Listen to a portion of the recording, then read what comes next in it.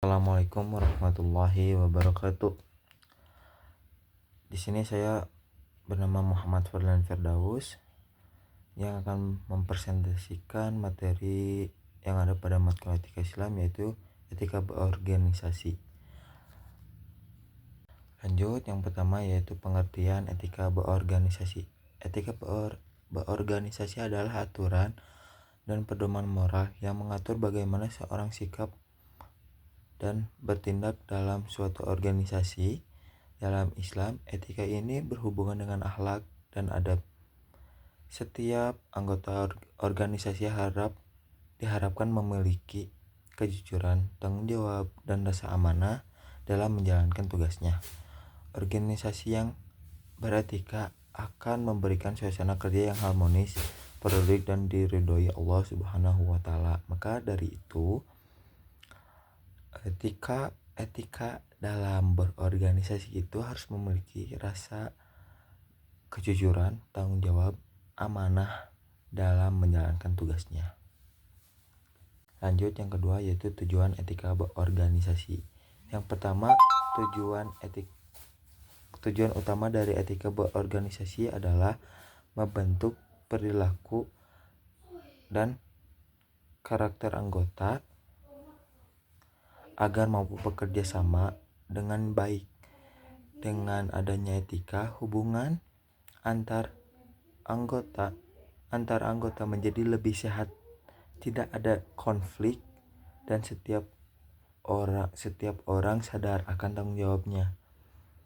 Selain itu juga, etika juga membuat organisasi lebih profesional, jujur, dan adil dalam menjalankan program atau kegiatan. Dalam Islam, menerapkan etika berarti menjalankan nilai-nilai ibadah dan kehidupan sosial. Lanjut, yang ketiga yaitu prinsip etika berorganisasi dalam Islam, yaitu ada 4. Yang pertama, amanah atau tanggung jawab. Yang kedua, syura atau musyawarah. Yang ketiga, ikhlas atau kejujuran niat. Yang keempat, disiplin dan komitmen. Yang pertama yaitu poin pertama, amanah atau tanggung jawab.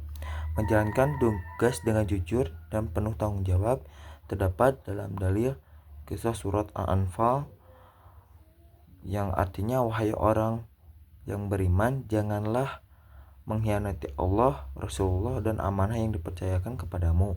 Maka dalam etika berorganisasi, yang pertama itu prinsipnya itu amanah atau bertanggung jawab dalam menjalankan tugasnya. Maka dari itu kita harus memiliki rasa tanggung jawab dalam menjalankan tugas agar tugas tersebut dijalankan dengan baik. Lanjut, yaitu syura atau musyawarah, mengambil keputusan secara adil dan terbuka dan transparan. Dalam kisah surat Asy-Syura ayat 38, yaitu artinya urusan diputuskan dengan musyawarah di antara mereka, yaitu musyawarah diambil ketika sedang menghadapi problem atau masalah dalam organisasi tersebut, maka diambillah musyawarah agar terdapatnya solusi di masalah tersebut.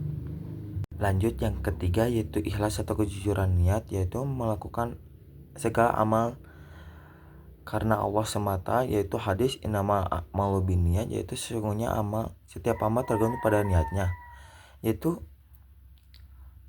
ketika kita berorganisasi, kita harus memiliki niat yang baik, tidak dengan niat yang buruk, karena setiap amal yang kita lakukan didasari tergantung pada niatnya.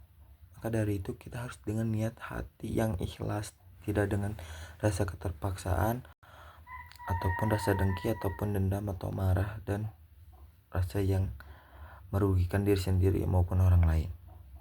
Lanjut, yang keempat yaitu disiplin dan komitmen, yaitu menepati waktu, janji, dan penanggung jawab organisasi, yaitu dalam kisah surah Al-Mu'minun yaitu ayat 8, dan orang-orang yang memelihara amanat dan janjinya, yaitu menepati waktu ketika kumpul rapat, dia menepati waktunya dan menghargai waktu orang lain dan dirinya. Janji akan komitmen atau pegangan dalam ketika masuk berorganisasi, kemudian tanggung jawab akan menjalankan tugasnya agar tugas dalam organisasi tersebut terjalankan dengan baik dan benar.